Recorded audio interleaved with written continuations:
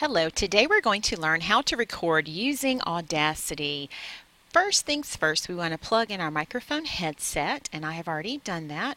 So I would like to go ahead now and double click on the program we're going to use, which is called Audacity. When you double click on it, just click OK. You have your control buttons across the top. We're going to talk about those in just a moment. Right now I want to make sure that I've set up my speakers so that my sound will come through the USB PNP, that's your microphone headset.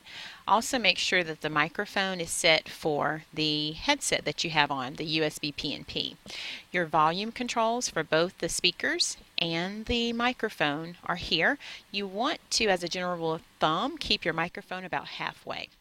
Now I'm going to use this red record button here in just a minute, but first I want to resize my window so that I have my Audacity window on one side of my computer screen, and if it did not resize nice and neatly for me, I would have done so easily right here. And then I'm going to pull up my script that I've already typed, and I'm going to resize it to the left side of my screen. Okay, I want to click the red record button. Let's do a test recording just to make sure the microphone levels are great.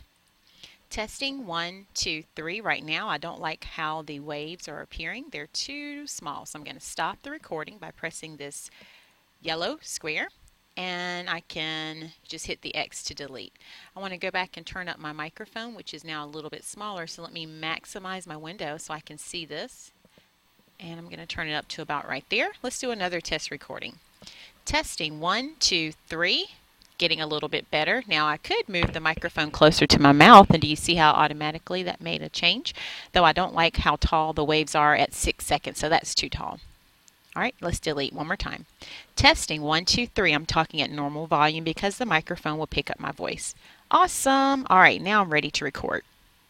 Now, of course, you want to do some things that will prepare your voice for recording, and I want to show you that just really quickly. We're going to go through these. I like to do tongue twisters. Here's one of my favorites. Fred fried Franks while Frank fried fritters. Notice I wasn't trying to rush through. I was just trying to say it slowly and enunciate my words. So let's try again. Fred fried Franks while Frank fried fritters. Now, if you didn't say it with me that time, will you say it this time with me? Here we go. Fred fried Franks while Frank fried fritters. And while you're doing that, it's always a good idea to smile too, so that your emotions will come through, the positive emotions. Okay, now we're ready. Hi, my name is Miss Hardison, and I'm here to tell you about some apps you can use in the classroom with students. The first app I want to mention is called Today in History. This is a great app to help students learn all about famous births, deaths, and any other important dates. Also, you can teach students what changes have occurred in the world every day. Another app you might want to use with students is I Write Words.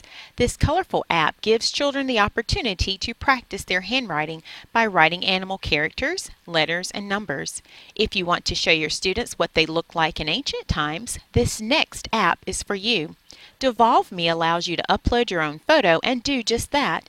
You can take your students on a virtual field trip with my final app, Google Earth.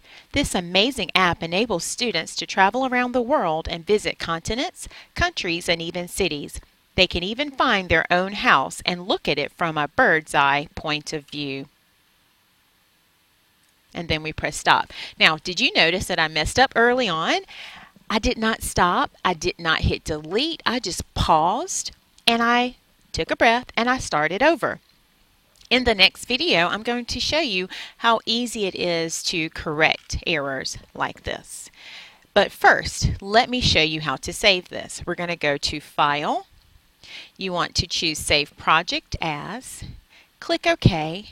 And for the purpose of what you are doing, let's just store this in your documents.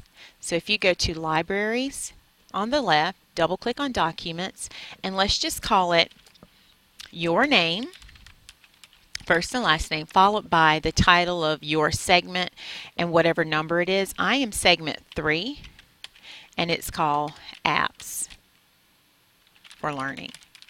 When you're done, you want to click Save, And it looks like because I have not ever done this on this computer, let me switch. All right, here we go. I had to go to this PC. So make sure you choose this PC and then it should say Documents.